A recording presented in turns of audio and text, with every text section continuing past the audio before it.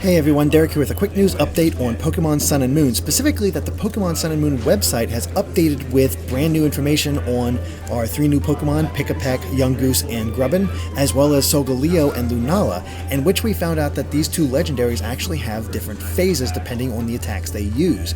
Solgaleo has the Radiant Sun phase, and Lunala has the Full Moon phase. There's not really any idea of exactly what these phases do for them, but they do shine brighter and whatnot, and there's actually it kind of reflects their, respective solar bodies more, which is pretty interesting, and they seem to love phases in Sun and Moon so far, considering Zygarde and now these legendaries. But they also released a little bit more exact information on the other Pokemon, mainly the starter Pokemon.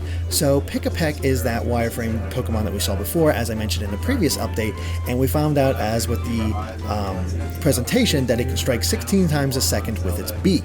These strikes are powerful enough to not only drill through hard wood, but even shatter stone. The noises made by their blows can signal others, and some of these signals have been identified as warning signals and greetings among allies. So Pikapek trainers actually learn these signals while with everybody else.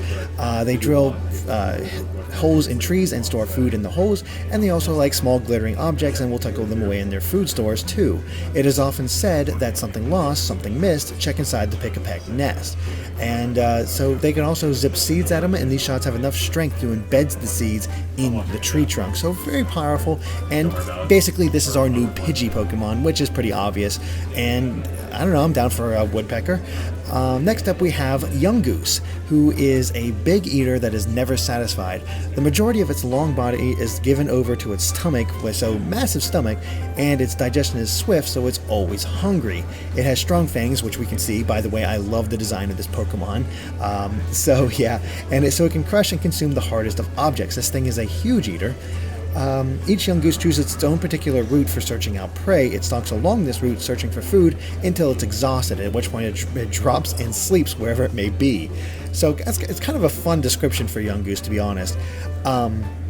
It's not that these Pokemon decide the routes based on safety, so there's no risk of falling asleep at any time, so they can't get attacked by random Pokemon. The more information includes that Yungoos is not a Pokemon that is native to the Lunala region, which is actually pretty interesting. It was brought to the region to help deal with the explosive population of certain other Pokemon, which I'm sure we'll meet, and now Yungoos are commonly seen around the Lunala region. So it's actually kind of crazy that they're addressing that real-life phenomenon where new animals are introduced to new environments and they take over because the other animals are not used to them at all. It will also explain why we'll probably run into Yungooses all over the place, because obviously this is our new Rattata type Pokemon or Bidoof type Pokemon, those early normal types that we typically see. And because it's so common in the Lunala region, it's, as it says, easy and has a terrible temper when hungry. So it's amazing having run out of food in Lunala with this thing taking over the islands. Finally, we have Grubbin, who was not shown during the Treehouse event, but during the trailer, and it relies on its sturdy jaw as a weapon in battle and as a tool for burrowing through the earth.